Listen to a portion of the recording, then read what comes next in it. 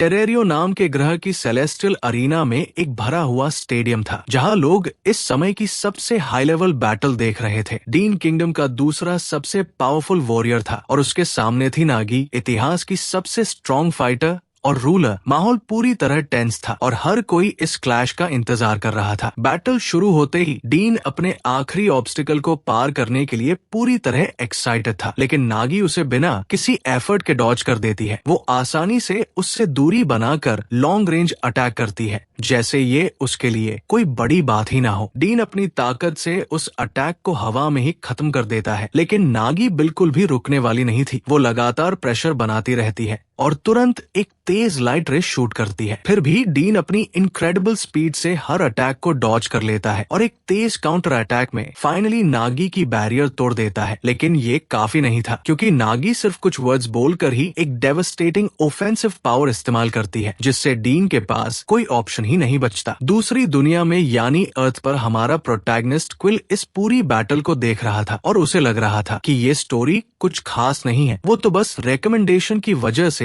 इसे पढ़ रहा था और कैजुअली टाइम पास कर रहा था। उसने कमेंट में लिख दिया कि अगर उसके कमेंट पर ज्यादा लाइक्स आए तो वो आसानी से नागी को हरा सकता है। उसे ये सब बस मजाक जैसा लग रहा था और वो सीरियसली नहीं ले रहा था। लेकिन उसकी बैड लक ये थी कि उसी दुनिया का एक गॉड उसका ये कमेंट पढ़ लेता है और उसे ये इतना फनी लगता है कि वो क्विल को सपोर्ट करने का डिसाइड करता है, जैसे उसे कोई नया एंटरटेनमेंट मिल गया हो। क्विल मानता था कि कैरेक्टर डेवलपमेंट कोई इम्पोर्टेंट चीज नहीं होती और स्टोरीज बस एंटरटेनमेंट के लिए होती है। उसे लगता था कि बस फाइट और एक्साइटमेंट ही काफी है। तभी एक लड़की उससे बात करती है जिसका नाम लीसा है और वो उससे कहती है कि अपना बैग हटाओ ताकि वो बैठ सके। दोनों सेम स्कूल में थे, लेकिन क्विल थोड़ा ऑकवर्ड टाइप का लड़का था और उसे सोशल सिचुएशंस हैंडल करना नहीं आता था। वो लीसा को जानता तो था, लेकिन दोनों के बीच कभी ज्यादा बातचीत नहीं हुई थी और लीसा क्लास के लड़कों में काफी पॉपुलर थी। हर कोई उससे बात करना चाहता था, लेकिन क्विल उससे दूर रहना चाहता था। लेकिन उसकी विल पावर ज्यादा देर तक टिक नहीं पाती और लीसा उससे रिक्वेस्ट करती है कि वो उसके सिगरेट्स कुछ देर के लिए रख ले, क्योंकि टीचर पहले उसे पकड़ चुका था और शायद एंट्रेंस पर चेकिंग होने वाली थी। क्विल को ये अजीब लगता है, लेकिन जब लीसा कहती है कि ऐसे फेवर्स तो फ्रेंड्स के बीच होते हैं, तो वो मना नहीं कर पाता, क्योंकि उसके पास वैसे भी ज्यादा दोस्त नहीं थे और वो कहीं ना कहीं एक्सेप्ट होना चाहता था। स्कूल का माहौल पूरी तरह केओटिक था और क्विल लगातार सोच रहा था कि उसने सही किया या नहीं। उसे ये भी अजीब लग रहा था कि उसकी आगे की लड़की सिगरेट्स लेकर स्कूल आ रही है, लेकिन वो कुछ बोल नहीं पाता। तभी उसे पता चलता है कि पॉपुलर किड्स उसी स्टोरी के बारे में बात कर रहे हैं जो वो बस में पढ़ रहा था, जिससे उसे काफी सरप्राइज होता है, क्योंकि उसे लगता था कि ये चीजें सिर्फ उसके जैसे लोगों को ही पसंद आती है। वो सोचता है कि शायद ये मौका है उनसे कनेक्ट करने का, इसलिए वो उनके पास जाकर स्टोरी के बारे में बात करने लगता है और कुछ इंटरेस्टिंग फैक्ट्स भी बताता है ताकि वो इम्प्रेस कर सके। लेकिन उसे ऑलमोस्ट जीरो रिस्पॉन्स मिलता है और सबका रिएक्शन इतना कोल्ड होता है कि क्विल पूरी तरह ऑकवर्ड फील करने लगता है, जैसे उसने कोई बड़ी गलती कर दी हो। उसे समझ आता है कि सिर्फ सेम टॉपिक होने से कोई कनेक्ट नहीं बनता और सोशल स्किल्स उससे कहीं ज्यादा इंपॉर्टेंट होती है। वो अपॉलॉजी देकर वहां से जाने लगता है, लेकिन लीसा उसे पीछे से वियर्ड कह देती है, जिससे सिचुएशन और ऑकवर्ड हो जाती है। एक लड़का सबसे पूछता है कि क्या किसी की क्विल से दोस्ती है या कभी बात हुई है, और सब लिटरली सब मना कर देते हैं, यहाँ तक कि लीसा भी, जिससे साफ हो जाता है कि कोई भी उसे जानता तक नहीं। ग्रुप उसे कम्प्लीटली इग्नोर करके अपनी बातों में लग जाता है और तभी वहाँ एक नया लड़का आता है जिसका नाम रेड्स है, जो क्विल को डिफेंड करने की कोशिश करता है ताकि वो पूरी तरह आउटसाइडर ना लगे। लेकिन क्विल खुद ही वहाँ से चला जाता है और रेड्स उसे नोटिस कर लेता है, जैसे उसे उसमें कुछ इंटरेस्टिंग लग रहा हो। थोड़ी देर बाद फिजिकल एजुकेशन क्लास में सब फुटबॉल खेल रहे थे, लेकिन क्विल का सेल्फ एस्टीम पूरी तरह डाउन था और वो रिग्रेट कर रहा था कि उसने उस ग्रुप में जाने की कोशिश की। उसे लग रहा था कि वो सच में बेवकूफ है। तभी बॉल उसकी तरफ आती है और गुस्से में वो पूरी ताकत से किक मारने की कोशिश करता है, लेकिन वो बॉल को हिट ही नहीं कर पाता। और उससे भी वॉर्स ये होता है कि रेड्स जो गोलकीपर था खुद ही गोल खा लेता है। किसी को समझ नहीं आता कि ये हुआ कैसे और अपोजिट टीम सेलिब्रेट करने लगती है, जबकि क्विल ऑकवर्ड होकर अपॉलॉजी देता है, लेकिन रेड्स किसी और बात पर चिल्ला रहा होता है, जैसे उसे मैच से ज्यादा कुछ और मैटर कर रहा हो। बाकी लोग रेड्स पर चढ़ जाते हैं क्योंकि उसने बेट लगाई थी कि वो जीतेंगे और अब हारने के बाद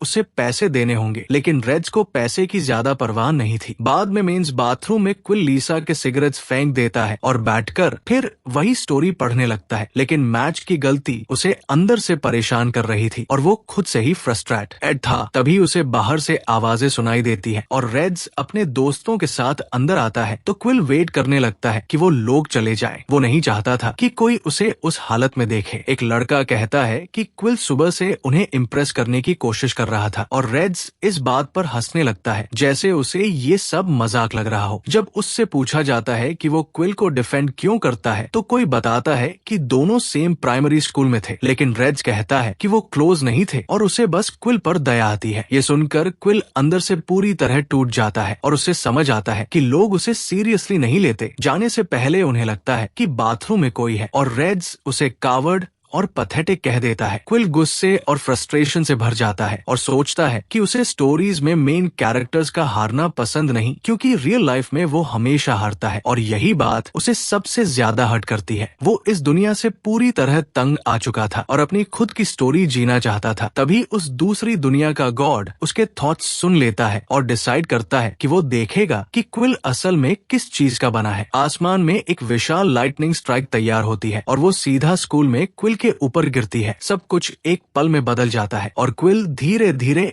अपनी आंखें खोलने की कोशिश करता है। क्विल पूरी तरह कंफ्यूज था। उसके कानों में बहुत ज्यादा शोर गूंज रहा था और उसे समझ ही नहीं आ रहा था कि क्या हो रहा है। तभी एक नैरेटर अनाउंस करता है कि बैटल को सस्पेंड कर दिया गया है क्योंकि नागी और डीन के बीच किसी अननोन का अचानक आ जाना कुछ ऐसा था जो पहले कभी नहीं हुआ था। क्विल धीरे धीरे अपनी आंखें खोलता है और देखता है कि वो ठीक उसी लड़की के सामने खड़ा है जिसे उसने अभी थोड़ी देर पहले स्टोरी में देखा था और नागी बस ये जानना चाहती थी कि ये लड़का आखिर है कौन। अब सीन थोड़ा पीछे जाता है उस मोमेंट पर जब क्विल यहाँ आया ही नहीं था। डीन अपना हाथ खोकर जमीन पर गिर चुका था और पूरा स्टेडियम टॉप रैंकर नागी की जीत सेलिब्रेट कर रहा था। दो वॉरियर्स आपस में फाइट के बारे में बात कर रहे थे। हेलमेट वाला कहता है कि ये बैटल बहुत प्रेडिक्टेबल थी और कुछ भी अनएक्सपेक्टेड नहीं हुआ, लेकिन उसके साथ खड़ी लड़की कहती है कि डीन ने एक्सपेक्टेशन से कहीं ज्यादा अच्छा परफॉर्म किया और ये फाइट सच में इम्प्रेसिव थी। वो एक्सप्लेन करती है कि जितने भी टूर्नामेंट्स अब तक हुए हैं ये पहली बार था जब कोई नागी के डोमेन में एंटर कर पाया था और डीन की वो छोटी सी इंजरी भी एक्चुअली एक हिस्टोरिक मोमेंट थी। हेलमेट वाला आदमी हैरान होकर कहता है कि ऐसा कैसे हो सकता है कि पहली बार किसी ने उसे छुआ हो, लेकिन लड़की उसे करेक्ट करते हुए कहती है कि नागी पावर के हाईएस्ट लेवल पर है और ये बिल्कुल नॉर्मल है कि उससे पहले कोई उसे छू भी नहीं पाया। नागी की डिफेंस प्रैक्टिकली इनविंसिबल थी, एक ऐसा एब्सोल्यूट डोमेन जिसे ऑलमोस्ट कोई ब्रेक नहीं कर सकता था। ये अल्टीमेट लेवल ऑफ डिफेंस था। तभी अचानक आसमान में एक बहुत बड़ा लाइटनिंग स्ट्राइक बनता है और सीधा नागी के सामने गिरता है और यहीं पर क्विल की एंट्री होती है। स्टेडियम में मौजूद लोग डर जाते हैं क्योंकि डीन के अलावा कोई और भी नागी के एब्सोल्यूट डोमेन में घुस आया था जो प्रैक्टिकली इम्पॉसिबल माना जाता था। डीन जमीन पर पड़ा हुआ था और सब लोग सोच रहे थे कि ये कैसे हो सकता है कि कोई रैंडम लड़का ऐसे ही उस डोमेन को क्रॉस कर दे। वही क्विल कूल दिखने की कोशिश कर रहा था, लेकिन अंदर से उसकी हालत ऐसी थी कि जैसे अभी पैनिक में कुछ भी हो सकता है। उसे खुद नहीं पता था कि वो यहाँ आया कैसे। अभी 2 सेकंड पहले वो अपने स्कूल के बाथरूम में था और अब अचानक यहाँ खड़ा है, लेकिन फिर उसकी नजर नागी पर जाती है और उसे लगता है कि उसने उसे कहीं देखा है। नागी उससे कहती है कि वो अपनी पहचान बताए। क्विल सोचता है कि अगर ये सच में नागी है तो ये सब कुछ सिंपल सपना नहीं हो सकता, लेकिन फिर खुद को काम करते हुए वो मान लेता है कि ये बस एक ड्रीम है। वो उसके पास जाने लगता है और कुछ बेवकूफी भरी बातें करने लगता है। तभी नागी उसे स्ट्रिक्टली कहती है कि वही रुक जाए, लेकिन क्विल उसकी बात नहीं मानता। तब नागी सीरियस हो जाती है और अपना डोमेन एक्टिवेट कर देती है, एक ऐसी फोर्स जो क्विल को अंदर तक हिला देती है। और ये वो पावर थी जो उसने डीन के खिलाफ भी पूरी तरह यूज नहीं की थी। डीन नीचे पड़े पड़े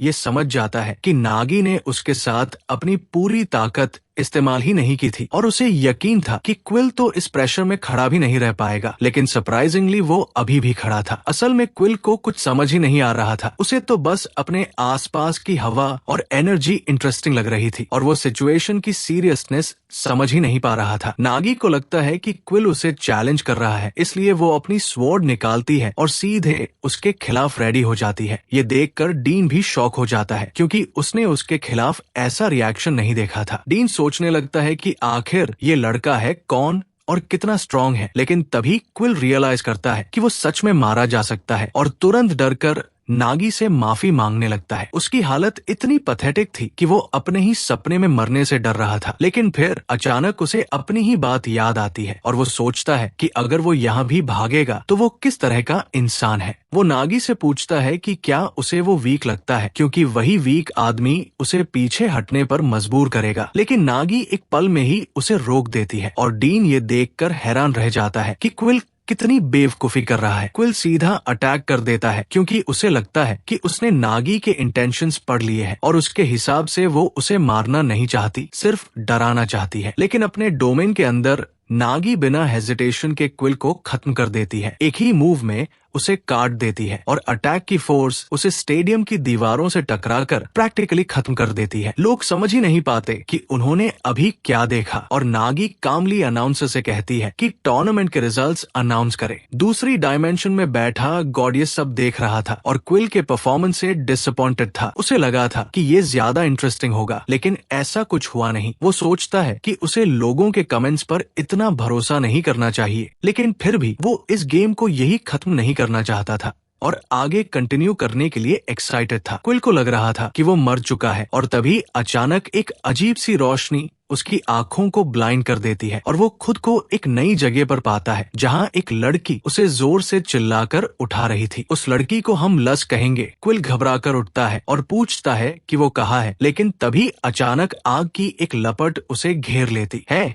लज उसे हवा में उठाकर पकड़ लेती है और गुस्से में कहती है कि वो पहले उसे माफ करने वाली थी, लेकिन अब उसने सवाल पूछने की हिम्मत की है तो वो उसे नहीं छोड़ेगी। क्विल कुछ समझ ही नहीं पाता कि क्या हो रहा है और जैसे जैसे लज उसका गला कसती है वो कहती है कि उसने एक लाइन क्रॉस कर दी है और अब उसे इसकी सजा मिलेगी। तभी अचानक कोई उसे रुकने का आदेश देता है और लस तुरंत रुक जाती है। क्विल जमीन पर गिरता है और देखता है कि उसे किसने बचाया। वो गॉड लस को उसकी स्वॉर्ड फॉर्म में बदल देता है और कैजुअली कहता है कि उस लड़की को माफ कर दे क्योंकि उसे पैदा हुए ज्यादा समय नहीं हुआ है। फिर वो खुद को इंट्रोड्यूस करता है। उसका नाम आर्थर है और वो इस दुनिया का गॉड है। ये सुनते ही क्विल रोने लगता है और उससे रिक्वेस्ट करता है कि उसे यहाँ से जाने दे, लेकिन आर्थर उसे चुप कराता है और कहता है कि उसने उसकी इंट्रोडक्शन खराब कर दी। फिर वो क्विल को ध्यान से देखने लगता है, जैसे डिसाइड कर रहा हो कि उसके साथ क्या करना है। क्विल लगातार उससे माफी मांगता रहता है और जाने की भीख मांगता है, लेकिन आर्थर कहता है कि सिचुएशन इतनी सिंपल नहीं है और वो उसे सब कुछ समझाएगा। वो बताता है कि उसने क्विल को सिर्फ अपने मजे के लिए चुना है ताकि वो इस दुनिया का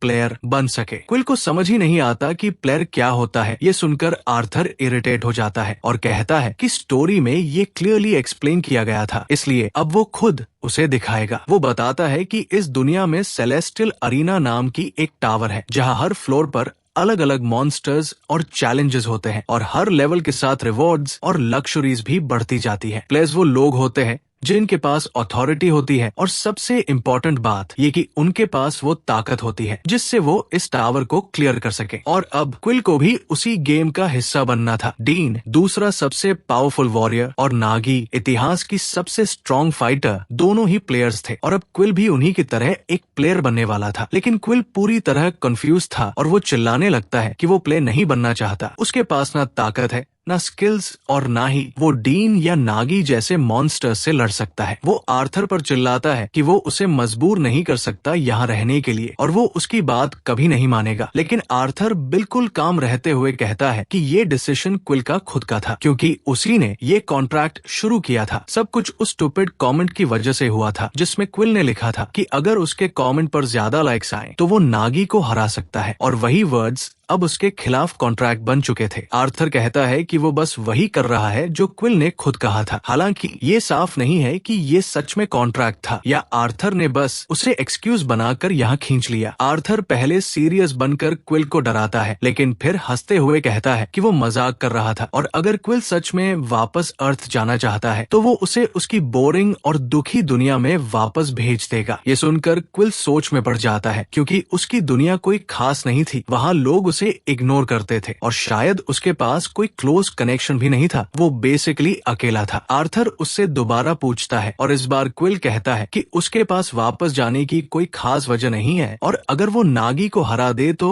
उसे क्या मिलेगा। आर्थर मुस्कुराते हुए कहता है कि अगर वो सबसे स्ट्रॉन्ग को हरा देता है तो वो उसकी कोई भी विश पूरी कर सकता है, लिटरली कुछ भी। ये सुनते ही क्विल मान जाता है और डिसाइड करता है कि वो ट्राई करेगा। आर्थर तुरंत उसे वापस टावर में भेजने की तैयारी करने लगता है और उसे वार्निंग देता है कि अगर वो फिर से मर गया तो चीजें और कॉम्प्लिकेटेड हो जाएंगी। तभी क्विल उसे रोकता है और पूछता है कि क्या वो उसे ऐसे ही बिना कुछ दिए भेज देगा। कम से कम एक वेपन तो होना चाहिए, क्योंकि वो इस दुनिया को जानता तक नहीं। वो कंप्लेन करता है कि ये कितना इरेस्पॉन्सिबल है कि उसे एक अननोन दुनिया में बिना किसी हथियार के भेजा जा रहा है। यहाँ तक कि गेम्स में भी स्टार्टिंग में कुछ तो दिया जाता है। आर्थर कहता है कि उसे समझ नहीं आ रहा क्या देना चाहिए, तो क्विल गुस्से में उसे इरेस्पॉन्सिबल बोल देता है, जिससे लज नाराज हो जाती है। लज तुरंत वापस अपने ह्यूमन फॉर्म में आकर क्विल को थ्रेटन करती है क्योंकि उसने उसके गॉड के साथ बदतमीजी की थी। क्विल तुरंत डर जाता है और एक कावड़ की तरह घुटनों पर बैठकर माफी मांगने लगता है। आर्थर दूर खड़े ये सब देख रहा था और अचानक उसके दिमाग में एक मजेदार आइडिया आता है। वो इतना हंसता है कि खुद को रोक नहीं पाता क्योंकि उसे ये सिचुएशन काफी एंटरटेनिंग लग रही थी। वो डिसाइड करता है कि अगर क्विल को वेपन चाहिए तो लज ही उसकी वेपन बनेगी, क्योंकि वो असल में लेजेंडरी स्वॉर्ड एक्सकैलिबर है। ये सुनकर दोनों ही शॉक्ड हो जाते हैं और किसी को भी ये आइडिया पसंद नहीं आता। लज आर्थर को छोड़ना नहीं चाहती थी, लेकिन आर्थर उनकी कोई बात नहीं सुनता और उन्हें शांत रहने को कहता है क्योंकि उसने ऑलरेडी डिसीजन ले लिया था। आर्थर लज को जोर से क्विल की तरफ धक्का देता है और एक स्पेल एक्टिवेट करता है, जिससे दोनों को वापस टेरेरियो भेजा जाता है। जाते जाते वो क्विल से कहता है कि लज बहुत पावरफुल है और एक परफेक्ट पार्टनर होगी उसके जैसे वीक लड़के के लिए। लज रोने लगती है और पूछती है कि आर्थर उसे छोड़कर क्यों जा रहा है, लेकिन पोर्टल एक्टिवेट हो जाता है और दोनों को सीधे टेरेरियो भेज दिया जाता है। इस बार उनकी एंट्री के साथ जो एक्सप्लोजन होता है वो और भी ज्यादा बड़ा होता है, जैसे दो लोगों के आने से इम्पैक्ट और भी स्ट्रॉन्ग हो गया हो। लेकिन कुछ अजीब होता है, लज का शरीर बदलने लगता है क्योंकि अब वो क्विल के पावर से लिंक हो चुकी थी। वो एक छोटी कमजोर बच्ची में बदल जाती है जिसके पास ज्यादा पावर नहीं है और ये देखकर क्विल पूरी तरह कंफ्यूज हो जाता है। वो सवाल पूछने लगता है, लेकिन लज गुस्से में उसे ब्लेम करती है कि ये सब उसी की वजह से हुआ है। दोनों एक डेजर्ट में खड़े थे और लज अभी भी चिल्ला रही थी कि तभी अचानक एक जायंट उनके पीछे आ जाता है और वो लज पर हमला करने की कोशिश करता है। क्विल उसे वार्न करता है और लज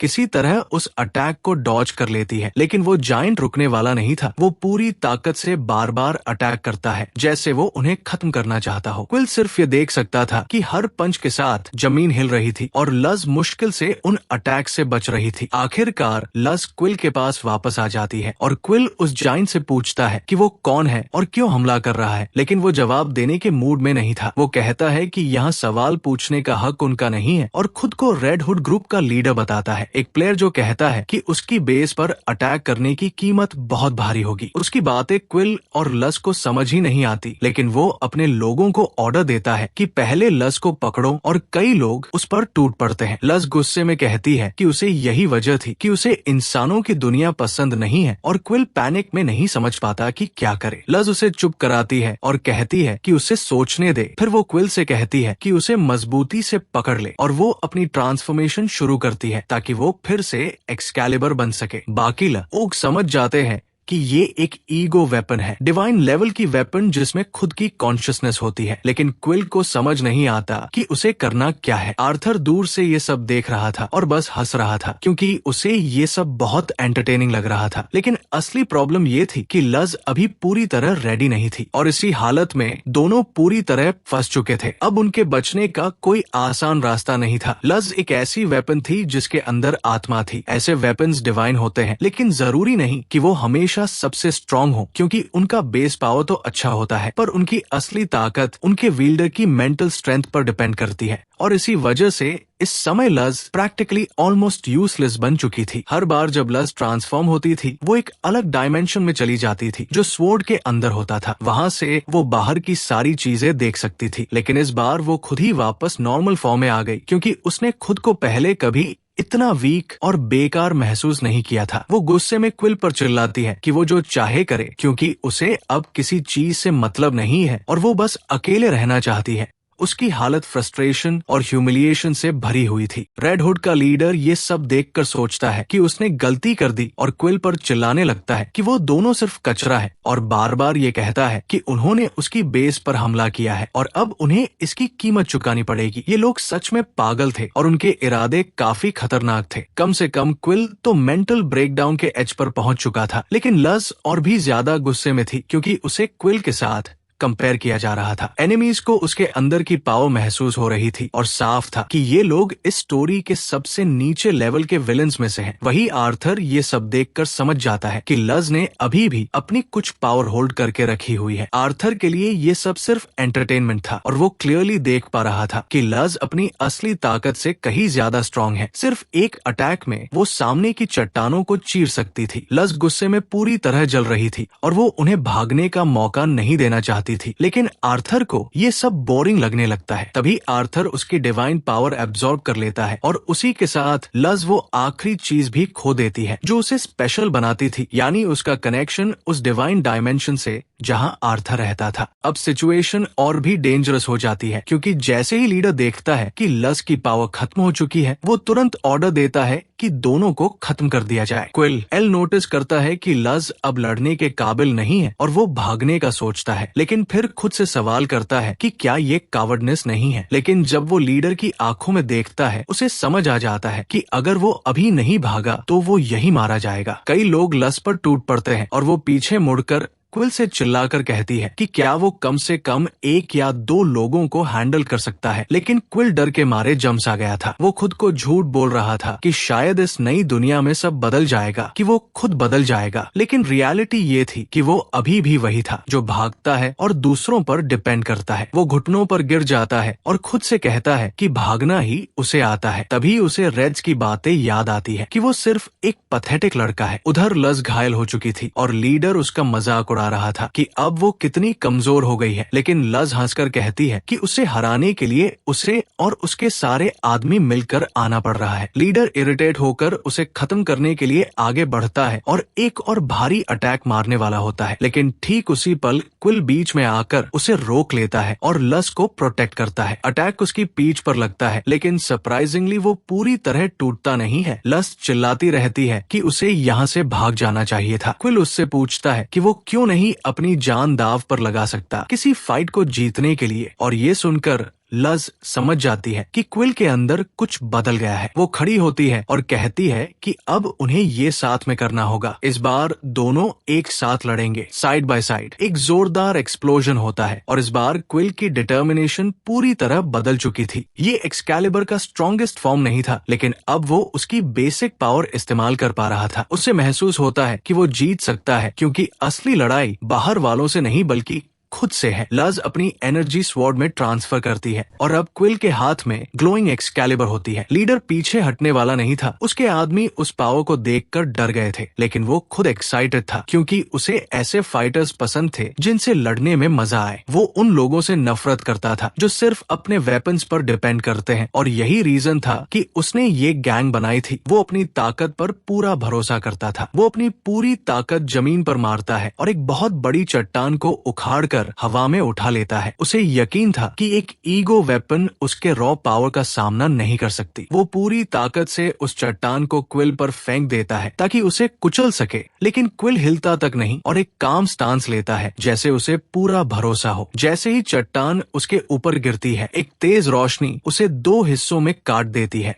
और सब लोग शॉक में रह जाते हैं। एक्सकैलिबर का अटैक एक असली लाइट बीम जैसा था जो एक ही स्विंग में सारे एनिमीज को साफ कर देता है, लेकिन इसकी कीमत भारी थी। स्वॉर्ड क्विल की सारी एनर्जी अब्सॉर्ब कर लेती है और वो वही बेहोश होकर गिर जाता है। बाकी सारे रेड हुड बैंडिट्स भी हारकर गिर चुके थे। दूसरी तरफ आर्थर अपनी डायमेंशन में ये सब देखकर खुश था। अब उसे लग रहा था कि ये शो देखने लायक है और चीजें फाइनली इंटरेस्टिंग हो रही है। उसके हिसाब से अब सही कैंडिडेट्स एक जगह इकट्ठा हो चुके थे और उसकी बनाई हुई दुनिया का टाइम सच में आगे बढ़ने लगा था। वापस टेरेरियो में क्विल और लज अब एक कैरेज में छिपे हुए थे और एक बूढ़ा आदमी उन्हें ले जा रहा था। ऊपर एक क्रीचर बैठा था जिसे पोपा कहा जाता है, इस दुनिया की एक जाने पहचानी स्पीशीज। वो बूढ़ा आदमी सोच रहा था कि आखिर क्यों उसे इन दोनों बच्चों को अपनी गाड़ी में छुपा कर ले जाना पड़ रहा है। जब बूढ़ा आदमी अपने पोपा को सजा रहा था तभी लज लाल हुड पहनकर क्विल को घसीटते हुए वहां आती है और बूढ़े को आदेश देती है कि उन्हें सेंट्रल सिटी तक छोड़ दे। उसकी एटीट्यूड ऐसी थी कि बूढ़े को तुरंत लगा कि वो कोई क्रिमिनल है और उसने मजबूरी में हाँ कर दी। बूढ़ा मन ही मन सोच रहा था कि उसे किडनैप कर लिया गया है और सच कहें तो लस का बिहेवियर भी ऐसा ही लग रहा था। वो गुस्से में सोचता है कि अगर वो 50 साल छोटा होता तो इन दोनों को सबक सिखा देता। उधर लस बार बार क्विल को जगाने की कोशिश कर रही थी लेकिन वो कोई रिएक्शन नहीं दे रहा था। क्लियरली वो एग्जॉस्टेड था क्योंकि उसने अपनी सारी एनर्जी बैटल में खर्च कर दी थी। वो सोचने लगती है कि क्या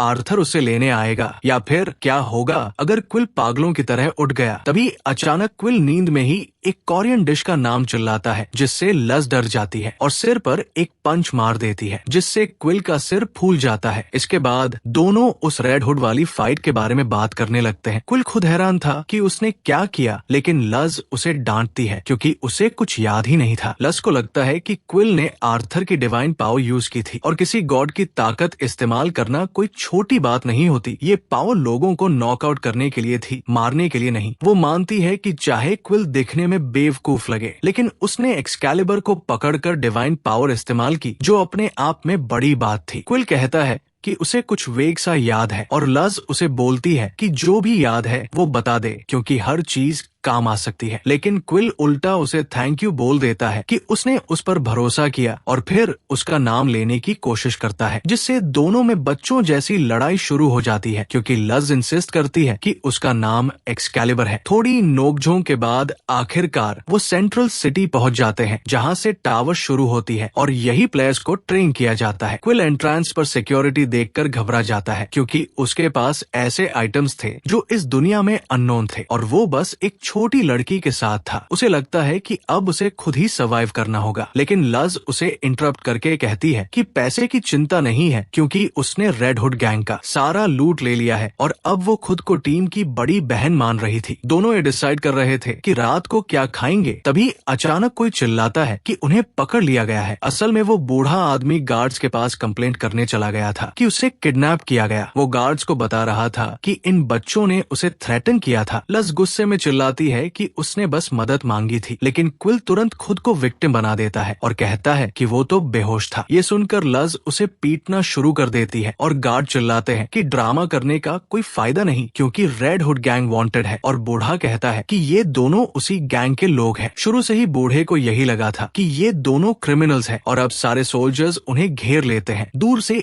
एक और आदमी ये सब बिना समझे जज कर रहा था। लज समझ जाती है कि सिचुएशन डेंजरस हो चुकी है और क्विल खुद को थप्पड़ मारता है क्योंकि उसका कावर्ड साइड फिर से भागना चाहता था लेकिन इस बार उसने डिसाइड कर लिया था कि वो नहीं भागेगा। वो सोचता है कि शायद बात करके सिचुएशन क्लियर की जा सकती है क्योंकि ये सब एक मिसअंडरस्टैंडिंग है। लेकिन उससे पहले लज सीधा अटैक कर देती है। अब क्विल को समझ आता है कि इस दुनिया में लोग सच में पागल हैं क्योंकि लज बिना सोचे गार्ड्स को मारने लगती है और चिल्लाती है एक कम हुआ। वो महसूस करती है कि उसकी ताकत धीरे धीरे वापस आ रही है और सोचती है कि इन गार्ड्स को हराने के लिए उसकी रॉ स्ट्रेंथ ही काफी होगी। गार्ड्स भी बिना सोचे हमला करते हैं क्योंकि उन्हें लगता है कि लज प्लेयर नहीं है और वो आसानी से जीत जाएंगे। लेकिन लज उनकी लैंस छीनकर एक गार्ड के चेहरे पर दे मारती है और दूसरे के फेस पर ब्रूटल फोर्स से मारती है। वो उन्हें वीक समझकर थोड़ा डिसअपॉइंटेड होती है लेकिन गार्ड्स अब समझ जाते हैं कि पावर गैप बहुत बड़ा है और उनका लीडर ऑर्डर देता है कि मेन गार्ड लीडर को बुलाओ। लज जमीन पर वार करके अपनी स्पीड से लगातार गार्ड्स को गिराती रहती है लेकिन तभी ऊपर से एक जबरदस्त हमला आता है और क्विल चिल्लाकर उसे वार्न करता है। गार्ड लीडर पूरी ताकत से हमला करता है लेकिन लज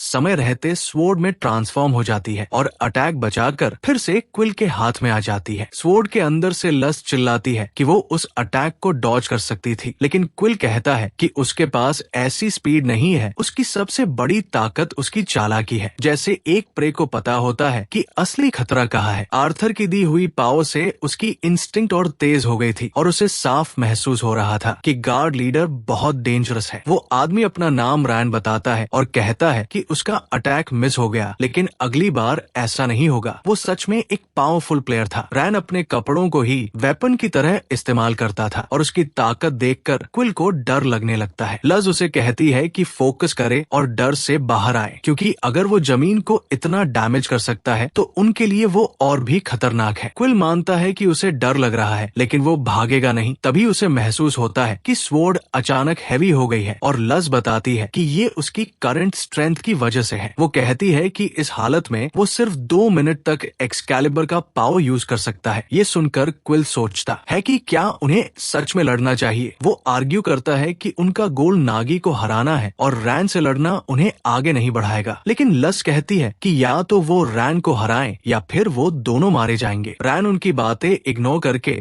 सीधे फुल पावर अटैक करता है और उन्हें क्रिमिनल डिक्लेयर कर देता है। क्विल को समझ ही नहीं आता कि क्या हो रहा है। रैन की क्लॉथ अटैक्स पल भर में क्विल को जकड़ लेती है और उसे जबरदस्ती घुटनों पर गिरा देती है। वो कहता है कि उन्हें इनोसेंट होने का हक नहीं है क्योंकि उन्होंने रेजिस्टेंस दिखाया है। वो उन्हें डेथ सेंटेंस दे देता है और क्विल महसूस करता है कि उसके शरीर की हड्डियां धीरे धीरे दबने लगी है। पागल रैन सच में वहीं पर उन्हें खत्म करने वाला था, लेकिन उसी वक्त क्विल सिचुएशन को समझने की कोशिश करता है और उसे साफ महसूस होता है कि रैन एक बिल्कुल अलग लेवल पर है। अगर ये एक असली प्लेयर है तो उसे अपनी पूरी ताकत लगानी पड़ेगी ताकि वो पावर डिफरेंस को समझ सके। क्विल पूरी ताकत से एक्सकैलिबर को पकड़ता है और एक जोरदार वार में रैन की क्लॉथ अटैक्स को चीर कर रख देता है। ये देखकर रैन गुस्से में कहता है कि क्विल ने अनफॉरगिवेबल क्राइम्स किए हैं और अब ये लड़ाई उसके ऑनर की है, एक गार्डियन के रूप में। लस चिल्लाकर क्विल को मोटिवेट करती है। वो खुद भी समझ नहीं पा रही थी कैसे, लेकिन उसके अंदर फिर से एनर्जी भर गई थी। क्विल खुद को स्टेडी करता है और काउंटर अटैक के लिए तैयार होता है। इतनी भारी एनर्जी देखकर रैन भी अलर्ट हो जाता है। क्विल को लगता है कि उसका शरीर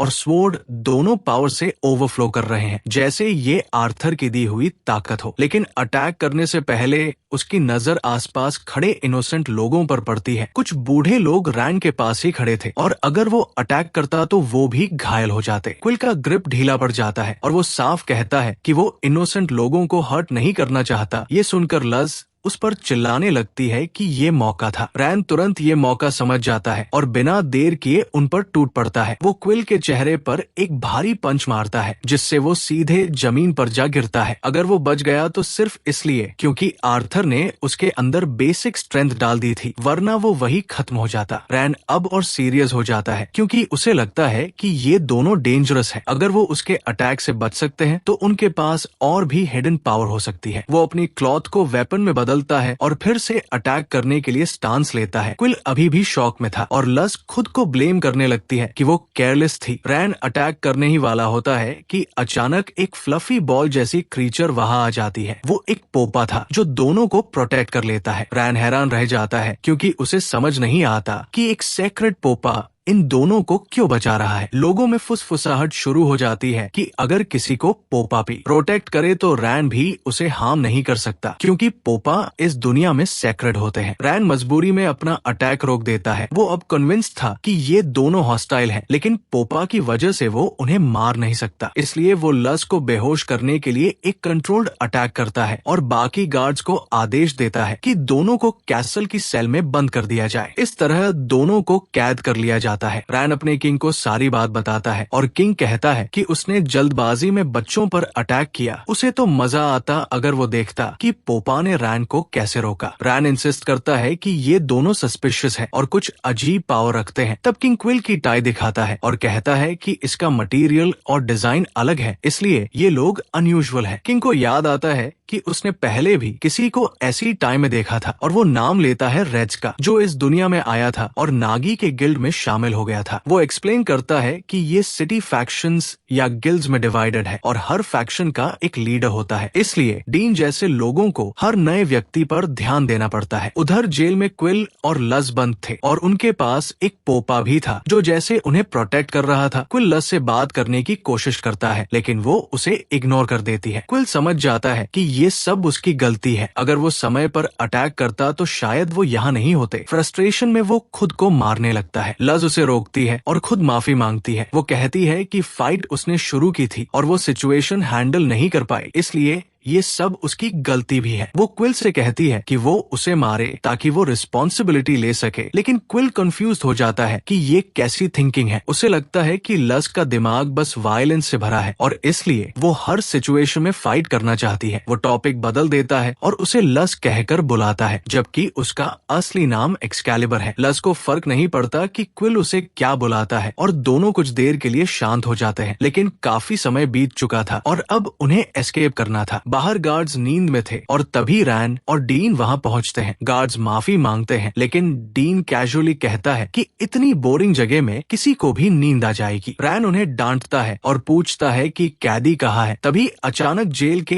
एक साइड में जोरदार एक्सप्लोजन होता है। क्विल और लस दीवार तोड़कर बाहर निकल आते हैं और ये देखकर डीन भी शॉक हो जाता है। रैन गुस्से में गार्ड्स को मारने ही वाला था कि ये केओस और बढ़ जाता है। रैन कहता है कि इतना शोर करना बेवकूफी है और क्विल ऑलमोस्ट बेहोश होने वाला था क्योंकि उसने दीवार तोड़ने में बहुत एनर्जी खर्च कर दी थी, लेकिन रैन अपनी क्लॉथ पावर से तुरंत कंट्रोल ले लेता है और दोनों को गिरा देता है। उन्हें अचानक महसूस होता है कि उनका शरीर भारी हो गया है। क्विल समझ जाता है कि उनकी क्लोथ्स ही हैवी हो गई है और रैन एक पल में उनके पास पहुंचकर उन्हें सरेंडर करने को कहता है। क्विल उसे समझाने की कोशिश करता है कि वो बैंडेड नहीं है और उनका सिर्फ एक ही गोल है, टावर पर चढ़ना, लेकिन रैन उसकी बात नहीं मानता। वो कहता है कि बहुत लोग इसी बहाने यहाँ आते हैं, जैसे इंसेक्ट्स लाइट की तरफ आते हैं और वो सबको एक जैसा ही देखता है। अब उनके पास या तो फाइट करने का ऑप्शन था या फिर पूरी तरह सरेंडर करने का, और दोनों ही रास्ते आसान नहीं थे। रैन कहता है कि बहुत लोग टावर पर चढ़ना चाहते हैं ताकि वो इन्फिनिटली रिच बन सके, लेकिन टावर कोई आसान जगह नहीं है। वहाँ ऐसे प्लेयर्स भरे पड़े हैं जो उससे भी ज्यादा पावरफुल है और ये दोनों तो उनके सामने कुछ भी नहीं है। वो साफ कह देता है कि ये बच्चे टावर के चैलेंजेस पार नहीं कर पाएंगे। तभी डीन बीच में बोलता है कि अब काफी है और वो सीधे क्विल से बात करना चाहता है। क्विल उससे पहचान लेता है, वही वॉरियर जो नागी से हारा था, और डीन खुद को इंट्रोड्यूस करता है कि वो इस एंट्री विलेज का किंग है। क्विल पूरी तरह हेल्पलेस महसूस कर रहा था। उसे लग रहा था कि इन दोनों के सामने उसका कोई चांस नहीं है, लेकिन इससे पहले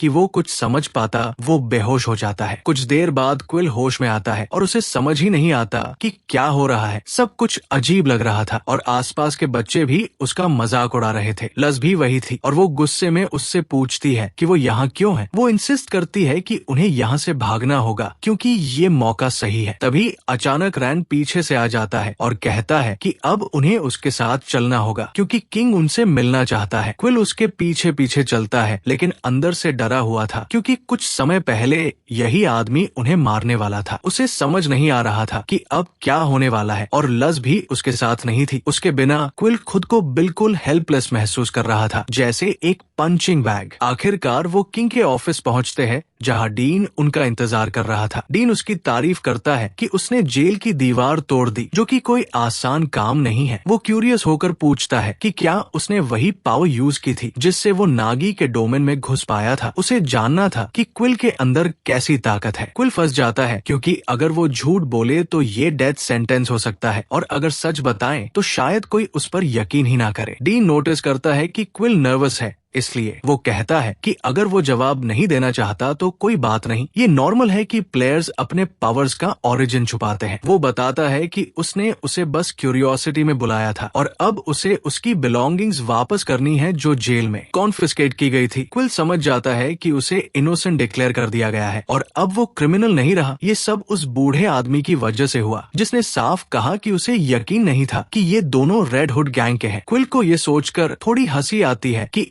इनोसेंट लोगों को बचाने का उसे आखिर रिवॉर्ड मिल ही गया। डीन उसे ध्यान से देखता है और समझ जाता है कि इस लड़के में पोटेंशियल है और वो उसकी लॉयल्टी सिक्योर करना चाहता है। वो क्विल से पूछता है कि वो टावर पर क्यों चढ़ना चाहता है और क्विल बिना हिचकिचाए कहता है कि उसका गोल नागी को हराना है और खुद नंबर 1 बनना है। ये सुनकर रैन चुपके से सुन रहा था और उसे लगता है कि ये लड़का रियलिटी से बहुत दूर है, क्योंकि नागी को हराना किसी फैंटेसी से कम नहीं है। डीन क्विल को खिड़की से बाहर देखने को कहता है, जहाँ से पूरी सिटी और कैपिटल साफ दिख रही थी। वो उसे दूर के सबसे बड़े बिल्डिंग्स दिखाता है और कहता है कि वो अवलोक गिल्ड की टेरिटरी है और नागी उस गिल्ड की लीडर है, जो सबसे पावरफुल गिल्ड है। क्विल को समझ आता है कि नागी को हराना सिर्फ एक इंसान को हराना नहीं, बल्कि पूरे गिल्ड से लड़ना है। ये प्रैक्टिकली वॉर डिक्लेयर करने जैसा है। वो खुद से सवाल करता है कि क्या वो ऐसा कर सकता है, एक ऐसा लड़का जो अपनी स्कूल लाइफ में भी खुद को डिफेंड नहीं कर पाता। डीन उसे मोटिवेट करता है और कहता है कि वो भी अवलोक गिल्ड को हराना चाहता है और वो क्विल को गाइड करेगा ताकि वो पहला कदम उठा सके। डीन उसे बताता है कि टावर चढ़ने के लिए पहले ऑफिशियल प्लेयर बनना पड़ेगा और उसके लिए उसे प्लेयर कैंडिडेट रजिस्ट्रेशन में एनरोल करना होगा। कुछ समय बाद क्विल पूरी तरह एग्जॉस्टेड हो जाता है, लेकिन अब उसे साफ पता था कि उसे क्या करना है। तभी रैन फिर से उसके पीछे आ जाता है और उसे ताना मारता है कि उसके पास ना लेवल है ना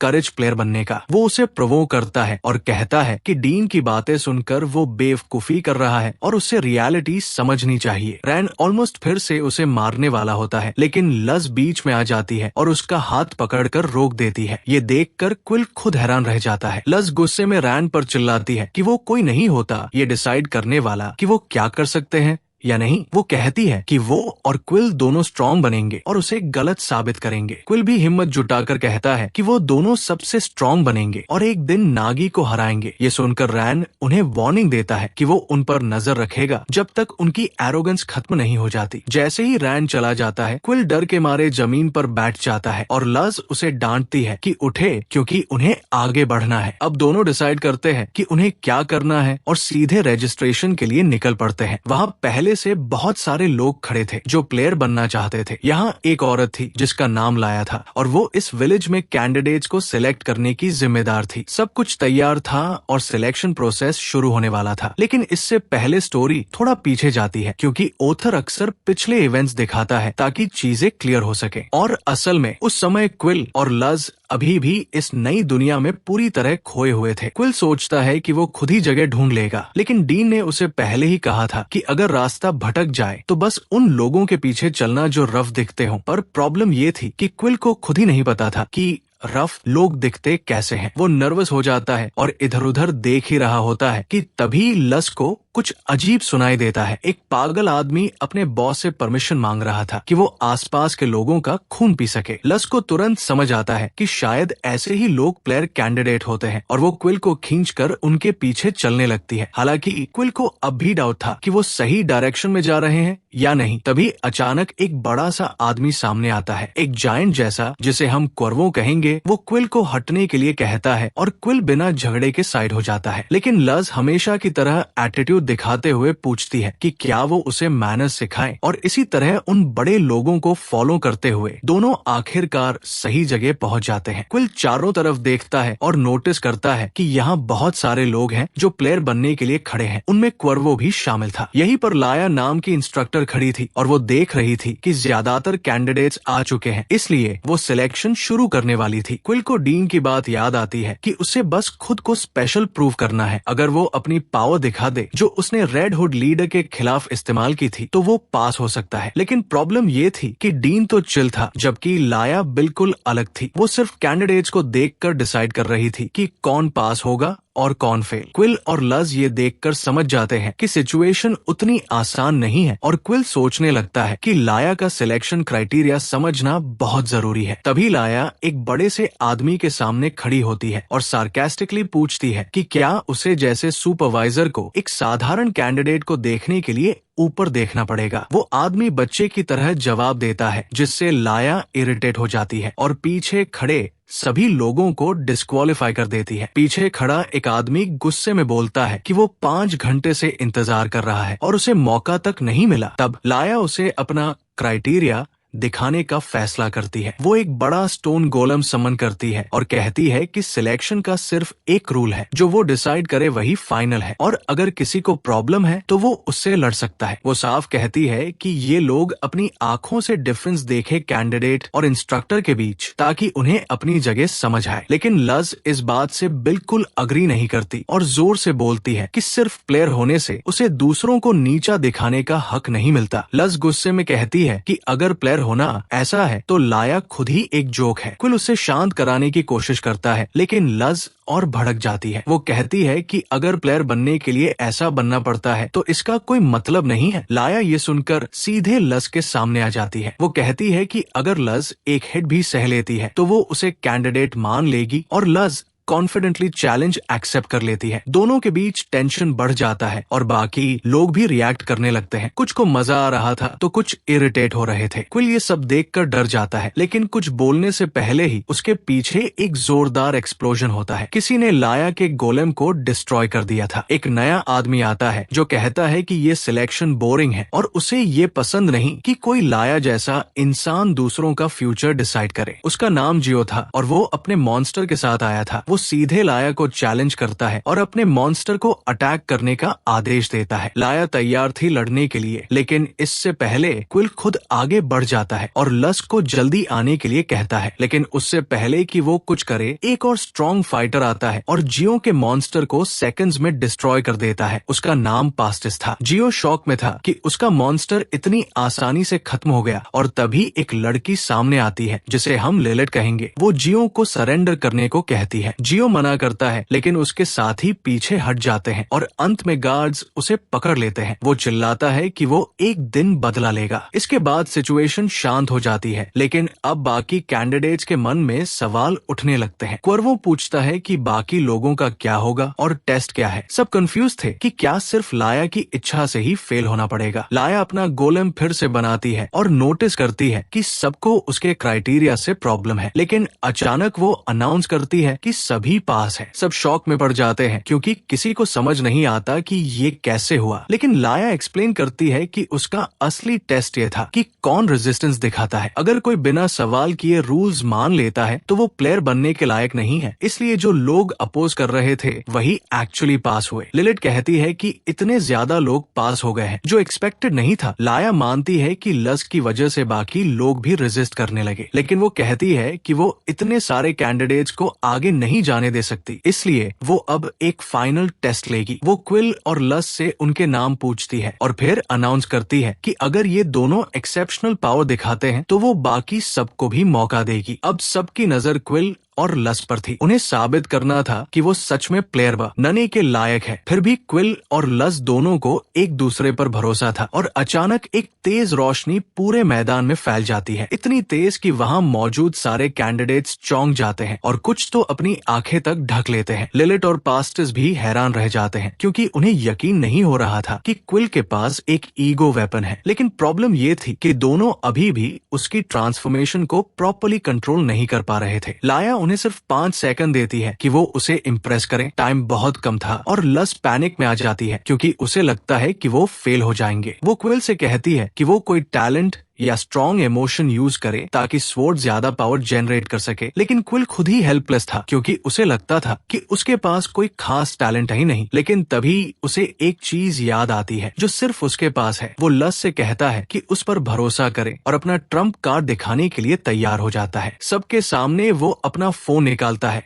लेकिन वो पूरी तरह डिस्चार्ज होता है। ये देखकर सब लोग शॉक में पड़ जाते हैं कि ये आखिर है क्या। लज इरिटेट होकर उसे बेवकूफ कहती है और खुद अटैक करने के लिए आगे बढ़ती है। उसे लगता है कि क्विल बस मजाक कर रहा है, लेकिन इसी केओस के बीच लाया अचानक अनाउंस करती है कि वो दोनों पास हो चुके हैं। किसी को समझ नहीं आता कि ऐसा क्यों हुआ, लेकिन लाया क्लियरली सैटिस्फाइड थी और गोलेम से नीचे उतरते हुए कहती है कि ऐसे कैंडिडेट्स यूजफुल होते हैं। वो कैजुअली मेंशन करती है कि वो भी सेलफोन्स के बारे में जानती है और फिर अनाउंस करती है कि क्विल और लस की वजह से यहाँ मौजूद सभी लोग पास हो गए हैं। क्विल के मन में सवाल उठता है कि इस दुनिया में कोई सेलफोन को कैसे जानता है, लेकिन लाया बस इतना कहती है कि उसे खुद आंसर्स ढूंढने होंगे। अब क्विल ऑफिशियली एक प्लेयर कैंडिडेट बन चुका था और अगर उसे आगे बढ़ना है तो उसे और स्ट्रॉन्ग बनना होगा। कुछ देर बाद क्विल फिर से डीन के पास जाता है और उससे सेलफोन के बारे में पूछता है, लेकिन डीन साफ कह देता है कि उसे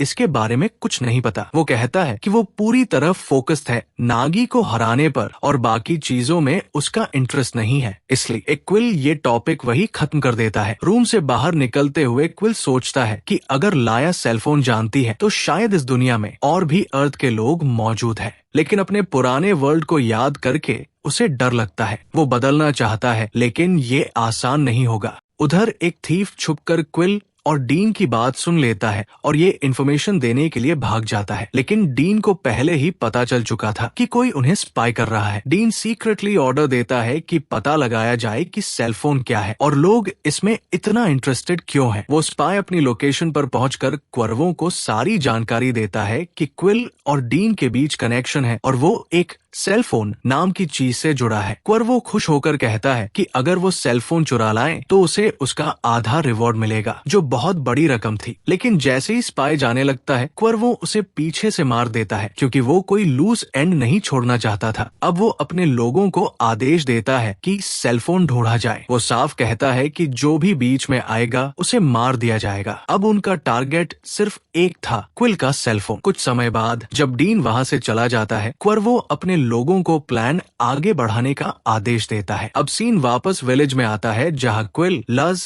और रैन साथ चल रहे थे। क्योंकि उन्होंने पहले काफी डैमेज किया था इसलिए उन्हें पनिशमेंट के तौर पर कम्युनिटी सर्विस करनी पड़ रही थी। क्विल को ये सिचुएशन ऑकवर्ड लग रही थी क्योंकि उसे रैन के साथ रहना पसंद नहीं था। लज बार बार पूछती है कि उन्हें कब तक उसके साथ रहना होगा, लेकिन क्विल को खुद भी नहीं पता था। ऊपर से उनकी ज्यादातर डेट उन लोगों के इलाज में जा रही थी जिन्हें लज ने चोट पहुंचाई थी। रैन इरिटेट होकर उन्हें चुप रहने को कहता है और कहता है कि बस उसके साथ चलो बिना शिकायत किए। क्विल बिना आर्ग्यू किए मान जाता है। रैन सोच रहा था कि उसे इन दोनों को साथ क्यों लाना पड़ा। डी ने उसे ऑर्डर दिया था कि वो इनके साथ पेट्रोल करे क्योंकि उसे कुछ समय के लिए विलेज छोड़ना था। डीन अपना नया लेफ्ट आर्म लेने जा रहा था और रैन समझ नहीं पा रहा था कि उसे इन प्रॉब्लमैटिक किड्स का बेबी सिटर क्यों बनना पड़ा। तभी एक छोटा बच्चा रैन से टकरा जाता है और उसके कपड़ों पर सॉस गिरा देता है। क्विल और लस सोचते हैं कि अब ये बच्चा गया काम से, लेकिन रैन सरप्राइजिंगली कुछ नहीं करता जिससे दोनों शॉक हो जाते हैं। फिर बाकी बच्चे आकर अपने दोस्त को डांटते हैं कि उसने रैन को डिस्टर्ब किया। क्विल हैरान होता है कि बच्चे अपने दोस्त से ज्यादा रैन की रिस्पेक्ट कर रहे हैं क्योंकि वो उनके प्रोटेक्टर है। कुछ देर बाद क्विल रैन से कहता है कि वो बच्चों में काफी पॉपुलर है। रैन जवाब देता है कि क्विल भी कुछ कम नहीं क्योंकि पोपा बार बार उसके पास आकर उसे प्रोटेक्ट करते हैं। रैन एक्सप्लेन करता है कि पोपा स्पिरिचुअल बीइंग्स है जो टावर से आते हैं और उन्हें छूना भी मुश्किल होता है। उनका क्विल को प्रॉट ECT करना कोई कोइंसिडेंस नहीं था। क्विल पूछता है कि क्या रैन प्लेयर बना ताकि वो लोगों की रक्षा कर सके। रैन कहता है कि बिना पावर के वो बस एक साधारण इंसान होता। वो अपनी ताकत का इस्तेमाल करता है ताकि वो उन लोगों का कर्ज चुका सके जिन्होंने उस पर भरोसा किया और साथ ही वो इनजस्टिस को सजा दे सके। क्विल उसकी बातें सुनता है लेकिन पूरी तरह समझ नहीं पाता। रैन को भी फर्क नहीं पड़ता और वो आगे बढ़ते रहते हैं। लज हैरान होती है कि क्विल ने उससे ऐसे सवाल पूछे, लेकिन क्विल कहता है कि वीक लोगों को सिर्फ प्रोटेक्ट नहीं करना चाहिए बल्कि उन्हें गाइड करना चाहिए ताकि वो खुद भी स्ट्रॉन्ग बन सके। तभी अचानक विलेज के बीचों बीच एक जबरदस्त एक्सप्लोजन होता है और लस तुरंत पहचान लेती है कि ये उसी मार्केट से आया है जहाँ से वो अभी गुजरे थे। अब तीनों वापस मुड़ते हैं ये देखने के लिए कि आखिर वहाँ क्या हो रहा है। पूरा ये केओस और डिस्ट्रक्शन क्वर्वो और उसके आदमियों ने किया था। वो सबको जल्दी करने का आदेश दे रहा था क्योंकि उनका टारगेट था उस लड़के को पकड़ना जिसके पास वो आर्टिफैक्ट है, यानी क्विल। लोग डर के मारे भाग रहे थे और पूरा मार्केट बैटलफील्ड बन चुका था। तभी क्विल और लज वहाँ पहुँचते हैं और समझने की कोशिश करते हैं कि आखिर हो क्या रहा है। क्विल तुरंत समझ जाता है कि ये कोई रैंडम अटैक नहीं है, ये लोग सही मौके का इंतजार कर रहे थे और अब उन्होंने स्ट्राइक किया है। रैन भी उसकी बात कंफर्म करता है कि ये एक टेररिस्ट अटैक है। रैन तुरंत क्विल से कहता है कि वो गार्ड्स को वार्न करे और खुद वो अटैकर्स को रोकने के लिए आगे बढ़ता है। उसकी स्पीड इतनी तेज थी कि वो पल भर में गायब हो गया। क्विल को ये ठीक नहीं लगता कि रैन अकेले जा रहा है, लेकिन लज उससे उससे पूछती है कि वो खुद क्या करेगा। क्विल मानता है कि वो फाइटर नहीं है, इसलिए वो गार्ड्स को इन्फॉर्म करने जाएगा। उधर रैन पूरी स्पीड में दौड़ रहा था और खुद से गुस्सा था कि उसने अपनी ड्यूटी छोड़ दी थी। तभी उसके सामने एक और बड़ा एक्सप्लोजन होता है। यहीं पर मिलता है क्लोई, वो आदमी जिसने ये सब क्योस शुरू किया था। वो अपने लोगों को रैन पर अटैक करने का आदेश देता है, लेकिन रैन की क्लॉथ पावर्स इतनी पावरफुल थी कि वो उन्हें हवा में उड़ती मक्खियों की तरह खत्म कर देता है। क्लोई पीछे हटता है और अपनी चेन से लड़ता है। वो फायर अटैक से रैन की क्लॉथ को जलाने की कोशिश करता है, लेकिन वो उतना आसान नहीं था। रैन 2 लोगों को एक ही वार में गिरा देता है और डिक्लेयर करता है कि उसे क्लोई को एक्सिक्यूट करना होगा। फिर दोनों हाई स्पीड कॉम्बैट में भिड़ जाते हैं। उनकी टक्कर से इतनी ताकत पैदा होती है कि एक्सप्लोजन जैसा इफेक्ट बनता है और दोनों बराबरी पर लड़ते हुए लगातार अटैक्स एक्सचेंज करते हैं। क्लोई एक स्ट्रॉन्ग नी अटैक मारता है, लेकिन रैन भी पीछे नहीं हटता और दोनों एक इंटेंस फाइट में उलझ जाते हैं। आखिरकार रैन एक भारी वार करता है और क्लोई को दीवार से टकरा देता है। वो समझता है कि फाइट खत्म हो गई, लेकिन क्लोई खुश दिखाई देता है। अचानक पीछे से कुछ लोग रैन पर हमला करते हैं, लेकिन रैन अपनी क्लॉथ से उन्हें इमोबिलाइज कर देता है। क्लोई शॉक में था कि रैन हर तरह की क्लॉथ कंट्रोल कर सकता है। रैन उससे जवाब मांगता है, लेकिन क्लोई हंसते हुए कहता है कि भले ही वो हार गया हो, उसका मिशन पूरा हो चुका है। तभी सीन बदलता है और क्वर्वो क्विल और लस के सामने खड़ा दिखाई देता है। क्वर्वो मुस्कुराते हुए खुद को इंट्रोड्यूस करता है और कहता है कि उनसे दोबारा मिलकर अच्छा लगा। क्विल उसे बैरली पहचान पाता है, लेकिन लस तुरंत समझ जाती है कि सिचुएशन डेंजरस है। चारों तरफ से लोग उन्हें घेर लेते हैं और क्विल जल्दी से एक्सक्यूज देता है कि उन्हें जाना है, लेकिन क्वर्वो साफ कहता है कि ये सारी तबाही उसने ही मचाई है। क्विल गुस्से में उससे जवाब मांगता है। तब क्वर्वो कहता है कि ये सब सिर्फ इसलिए था ताकि वो क्विल से अकेले में बात कर सके। वो सीधे क्विल से उसका सेलफोन मांगता है और कहता है कि अगर वो अभी दे दे तो वो उसे जिंदा छोड़ देगा। उधर सेलेस्टियल टावर में मेरी नाम की मैकेनिक डीन के साथ है और डीन उससे कह रहा है कि वो जल्दी करे क्योंकि उसके विलेज में कुछ भी हो सकता है। मेरी कहती है कि वो पूरी स्पीड से काम कर रही है और रैन जैसे गार्ड सब संभाल सकते हैं, लेकिन डीन मानता है कि रैन हर सिचुएशन हैंडल नहीं कर सकता। डीन उससे सेलफोन के बारे में पूछता है और मेरी बताती है कि ये रूमर्स एक व्यक्ति रुपीस की वजह से फैले हैं जिसके पास ऐसा आर्टिफैक्ट है जो पावर्स को कॉपी, स्टोर और एम्पलीफाई कर सकता है। अब बहुत लोग ऐसे आर्टिफैक्ट के पीछे पागल हैं और उसे पाने के लिए कुछ भी कर सकते हैं। वापस क्विल के पास आते हैं। इस बार वो भागने वाला नहीं था, बल्कि सिचुएशन को एनालाइज कर रहा था। उसे साफ दिख रहा था कि अगर वो गलत मूव करेगा तो मारा जाएगा। उसे यकीन नहीं था कि क्वर्वो उसे छोड़ देगा। उसे लगता था कि फोन देने के बाद भी वो दोनों मारे जाएंगे, इसलिए वो टाइम गेन करने की कोशिश करता है। लेकिन क्वर्वो बिना वार्निंग के उसे एक जोरदार थप्पड़ मारता है और चेतावनी देता है कि कोई चालाकी करने की कोशिश ना करे। लस गुस्से में आ जाती है, लेकिन क्विल उसे रोकता है और कहता है कि वो सिचुएशन हैंडल करेगा। उसे समझ आ चुका था कि क्वर्वो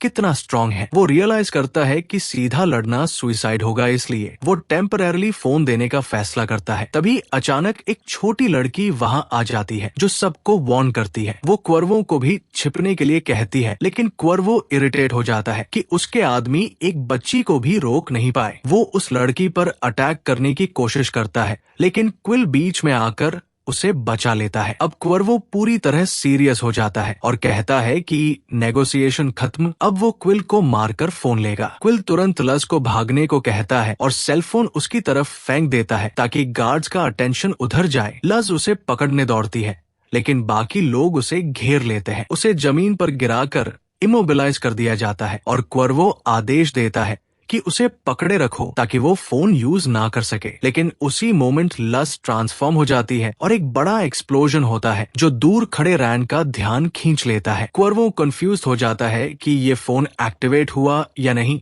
लेकिन उसे समझ नहीं आता कि लस कैसे बच निकली। क्विल सोचता है कि अब सिर्फ एक स्ट्रॉन्ग अटैक ही इस सिचुएशन को खत्म कर सकता है और यह लड़ाई अब अपने असली मोड पर पहुंच चुकी थी। क्विल उस छोटी लड़की से कहता है कि वो दूर रहे वरना उसे चोट लग सकती है। तभी क्वर्वो उससे पूछता है कि उसे ईगो वेपन जैसी ताकत कहां से मिली, लेकिन क्विल उसे कोई जवाब देने के बजाय सीधे अटैक कर देता है और एक जबरदस्त एनर्जी वेव छोड़ता है जो सामने की हर चीज को मिटा देती है। उसका ये हमला इतना पावरफुल था कि क्वर्वो और उसके आदमी सीधा उसमें बजाते हैं और उसी वक्त जब लोग अभी भी केओस समझने की कोशिश कर रहे थे, अवलोक स्काउट्स भी वहां पहुंच जाते हैं। इनमें डूम, सिका और रेड्स भी शामिल थे और अवलो साफ कहता है कि अब ये सिचुएशन उनके कंट्रोल में है। ये कोई रिक्वेस्ट नहीं बल्कि सीधी ऑर्डर है। रैन ये सुनकर नाराज होता है लेकिन मान जाता है क्योंकि फायर अब विलेज से बाहर फैल रहा था और मामला सीरियस हो चुका था। वापस बैटलफील्ड में क्विल खड़ा था लेकिन उसकी हालत खराब थी क्योंकि उसने अपनी सारी एनर्जी उस एक अटैक में लगा दी थी। उसकी आंखों के सामने अंधेरा छाने लगा था। वो नोटिस करता है कि लज अनयूजुअली चुप है और उसे कुछ गड़बड़ लगती है, इसलिए वो सबसे पहले उस छोटी लड़की को सेफ जगह ले जाने की सोचता है। लेकिन तभी क्वर्वो फिर से उठ खड़ा होता है। उसने पूरा अटैक फेस किया था, फिर भी वो खत्म नहीं हुआ। उसकी ड्यूरेबिलिटी बहुत ज्यादा थी। वो गुस्से और एक्साइटमेंट के साथ फिर से हमला करता है। अब उसका टारगेट सिर्फ क्विल नहीं बल्कि एक्सकैलिबर भी थी। वो लड़की फिर से भागने लगती है और क्वर्वो उसे निशाना बनाता है, लेकिन क्विल बीच में आकर उसके चेहरे पर वार करता है और उसे पीछे धकेल देता है। लेकिन ये क्विल की लिमिट थी। क्वर्वो कुछ ही सेकंड में रिजेनरेट होकर वापस खड़ा हो जाता है जैसे वो कोई ज़ॉम्बी हो। क्विल की हालत खराब हो जाती है, उसे चक्कर आने लगते हैं और वो घुटनों पर गिर जाता है। उसे लगता है कि वो फिर हार गया। वो लस से माफी मांगता है कि वो उसे प्रोटेक्ट नहीं कर पाया। उसे दुख होता है कि उसके पास इतनी ताकत होने के बाद भी वो जीत नहीं पाया। उसे लगता है कि कम से कम वो छोटी लड़की बच गई है। लेकिन जैसे ही उसकी नजर साफ होती है, वो देखता है कि लिलेट उसके सामने खड़ी है। लिलेट उससे पूछती है कि क्या उसने हार मान ली है। क्विल उसे पहचान लेता है क्योंकि वो भी रजिस्ट्रेशन में थी। क्वर्वो उसे धमकी देता है कि रास्ते से हट जाए वरना वो उसे मार देगा। लेकिन लिलेट कॉन्फिडेंट थी कि वो उसे हैंडल कर सकती है। वो क्वर्वो से कहती है कि चोरिड कैती छोड़ दे और अगर लड़ाई चाहिए तो वो तैयार है। क्वर्वो लिलेट की ताकत जानता था, इसलिए वो सीधे लड़ने के बजाय जमीन पर वार करके एस्केप कर जाता है। लिलेट ये देखकर कहती है कि ये स्मार्ट मूव था। जब वो पीछे मुड़कर देखती है तो क्विल बेहोश हो चुका होता है और क्वर्वो प्लान के मुताबिक भाग निकलता है। वो सीवा में जाकर चिल्लाता है कि वो एक दिन वापस आएगा और क्विल से बदला लेगा, लेकिन उसे पता नहीं था कि कोई उसे फॉलो कर रहा है। रेड्स चुपचाप उसे देख रहा था और उसे ये सब बहुत बोरिंग लग रहा था। कुछ दूर जाकर क्वर्वो क्विल का सेलफोन निकालता है, लेकिन तभी एक रेड स्पार्क आता है और एक्सप्लोजन के साथ उसे बुरी तरह घायल कर देता है। रेड सामने आता है और क्वर्वो को देखकर हैरान होता है कि वो अभी भी जिंदा है। क्वर्वो पूरी ताकत से उस पर हमला करता है, लेकिन रेड्स के लिए ये बस एक खेल था। वो एक डायरेक्ट ब्लास्ट से उसे पूरी तरह हरा देता है और क्वर्वो अपनी आखिरी हालत में पहुंच जाता है। रेड्स को क्विल का फोन मिलता है और वो नोटिस करता है कि ये उसके फोन जैसा ही है, जिससे उसे ये सिचुएशन और इंटरेस्टिंग लगने लगती है। उधर लिलेट अभी भी बैटलफील्ड में खड़ी थी और सिका के साथ लड़ने के लिए तैयार थी। वो नहीं चाहती थी कि क्विल को नुकसान पहुंचे। सिका और डूम को ऊपर से ऑर्डर मिला था कि डिस्टर्बेंस से जुड़े सभी लोगों को खत्म किया जाए, इसलिए वो क्विल को टारगेट कर रहे थे। रैन पास में खड़ा था, लेकिन वो कुछ नहीं कर सकता था क्योंकि अवलो से लड़ना मतलब सीधे वोट छेड़ना था जो पूरे विलेज को बर्बाद कर सकता था। इसलिए वो अंदर ही अंदर स्ट्रगल कर रहा था और लिलेट पर भरोसा करने के अलावा उसके पास कोई ऑप्शन नहीं था। सिका इंतजार करते करते परेशान हो जाती है और खुद अटैक करने के लिए तैयार हो जाती है। तभी अचानक वो छोटी लड़की वापस आ जाती है, लेकिन इस बार वो अकेली नहीं थी। उसके साथ वो सारे कैंडिडेट्स भी थे जिन्हें क्विल ने इनडायरेक्टली हेल्प किया था। डूम उनसे पहचान पूछता है, लेकिन वो कहते हैं कि वो बस प्लेयर कैंडिडेट्स हैं और क्विल के दोस्त हैं। वो उसका कर्ज चुकाने आए हैं। उनका कहना था कि क्विल की वजह से उन्हें मौका मिला, इसलिए अब उसे प्रोटेक्ट करना उनका कर्तव्य है। तभी टनल के अंदर से एक रेड फ्लेम तेजी से निकलती है और बैटलफील्ड की तरफ बढ़ती है, एक इंटेंस एनर्जी वेव के साथ। और ये सब रेड्स के मैसेज के बाद हो रहा था। अब सिचुएशन और भी खतरनाक होने वाली थी। फिलहाल डूम सबको आदेश देता है कि अपने प्लान्स रोक दिए जाएं। सिका को ये बात पसंद नहीं आती, लेकिन डूम उसे याद दिलाता है कि स्क्वाड लीडर का ऑर्डर मानना ही पड़ेगा, इसलिए सब पीछे हट जाते हैं। जाते जाते डूम बाकी कैंडिडेट से कहता है कि वो भी एक प्लेयर एस्पिरेंट है और आखिरी टेस्ट में फिर मुलाकात होगी। इस तरह बिना कुछ किए ही ये बड़ा कॉन्फ्लिक्ट खत्म हो जाता है। इसके बाद पूरा एक हफ्ता बीत जाता है और डीन अपनी नई अपग्रेड के साथ वापस लौटता है। वो अपने विलेज के साथ हुई तबाही से काफी नाराज था। धीरे धीरे विलेज रिकवर होने लगता है और क्विल भी अब काफी बेहतर फील कर रहा था। लज भी उसके साथ थी, लेकिन वो अब भी क्वर्वो से हारने को लेकर गुस्से में थी। लज उसके लिए बेस्ट रूममेट नहीं थी, क्योंकि वो लगातार इरिटेट रहती थी और ऊपर से क्विल के पास मिलने वाले विजिटर्स की भी कमी नहीं थी। रूम में हमेशा शोर बना रहता था। पास्टिस भी उससे मिलने आता है और क्विल उसका शुक्रिया करता है, क्योंकि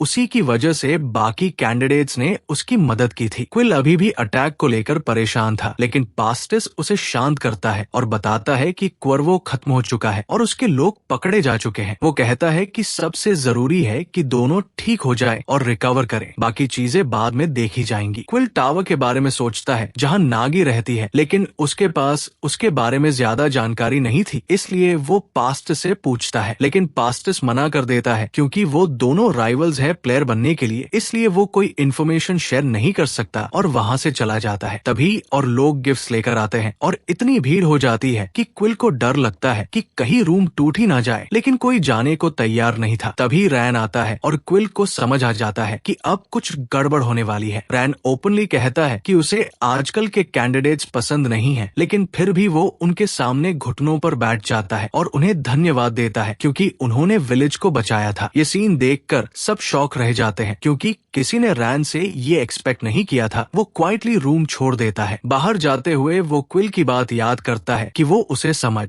नहीं पाता, लेकिन अब उसने डिसाइड किया कि वो उसे एक्सेप्ट करेगा और यही उसका डेट चुकाने का तरीका होगा। इसके बाद रैन सीधे डीन के पास जाता है क्योंकि किंग उससे जवाब चाहता था। वापस क्विल के पास आते हैं, उसे उसका फोन वापस मिल जाता है जो लिलेट को सीवर में मिला था, लेकिन अभी भी ये क्लियर नहीं था कि असली मास्टरमाइंड कौन था। लज हैरान होती है कि इतने लोग फोन के पीछे थे, फिर भी वो सीवर में कैसे छूट गया। तब क्विल समझता है कि इसके पीछे कोई और भी है। उसे लगता है कि इस दुनिया में और भी लोग हैं जो अर्थ से आए हैं, लेकिन तभी कुछ अजीब होता है। उसके फोन पर अचानक कॉल आने लगती है। क्विल घबराते हुए कॉल उठाता है और सामने से रेड्स बोल रहा होता है। वो कैजुअली उसे एडवाइस देता है कि अपना फोन इतनी आसानी से किसी को मत देना। क्विल नर्वस होते हुए उससे पूछता है कि वो कौन है और यही रिवील होता है कि रेड्स वही उसका स्कूलमेट है जो अर्थ पर उसके साथ था। रेड्स को ये मजाक लगता है कि क्विल सोच रहा था कि वो अकेला ही चोजन है और वो उसे मिलने के लिए बुलाता है। उसी दिन दोनों अवलो बॉर्डर पर मिलते हैं, जहाँ लगातार क्विल को नीचा दिखाता रहता है। वो क्विल से पूछता है कि वो उसका नाम लेकर क्यों घूम रहा है। क्विल पैनिक में उसे समझाने की कोशिश करता है कि ये सब मिसअंडरस्टैंडिंग है, लेकिन रेड्स मानता है कि क्विल को इस दुनिया में जो केओस उसने फैलाया है उसके लिए जिम्मेदारी लेनी चाहिए। क्विल सिर झुकाकर माफी मांगता है। रेड्स उसे फिर से इंसल्ट करता है और कहता है कि वो अभी भी एक पैथेटिक लड़का है। जाते जाते वो उसे वार्निंग देता है कि वो प्लेयर एग्जाम में हिस्सा ना ले, लेकिन इस बार क्विल उसे रोकता है और साफ मना कर देता है। रेड्स हैरान रह जाता है कि वही वीक लड़का अब उसे चैलेंज कर रहा है। क्विल कहता है कि वो बदल चुका है और वो किसी की कॉपी नहीं कर रहा। वो अपना फोन नदी में फेंक देता है और कहता है कि चाहे कुछ भी हो वो टावर पर चढ़ेगा और टॉप 1 बनेगा। रेड्स गुस्से में आ जाता है और डिसाइड करता है कि वो खुद क्विल को रोकेगा। वो उसकी विल तोड़ने के लिए फोर्स यूज करेगा। क्विल उसकी एनर्जी महसूस करता है जो एक्सकैलिबर जैसी थी और समझ जाता है कि ये लड़ाई आसान नहीं होगी। तभी अचानक रैन बीच में आ जाता है और अपनी क्लॉथ पावर से रेड्स को पकड़ लेता है। वो क्विल से कहता है कि वो वापस मैंशन जाए क्योंकि लज उसके लिए चिंतित है। रेड्स हंसता है और कहता है कि रैन उसे रोक नहीं पाएगा, लेकिन रैन भी सीरियस था और उसे सजा देने के लिए तैयार था। दोनों के बीच फाइट शुरू होती है और रेड्स अपने फोन जैसी पावर से रैन के अटैक को कैंसिल कर देता है, लेकिन रैन भी पीछे नहीं हटता और लगातार अटैक्स करता है। दोनों की फाइट इंटेंस हो जाती है और पावर क्लैश होने लगता है। Guys, hype this video for next part.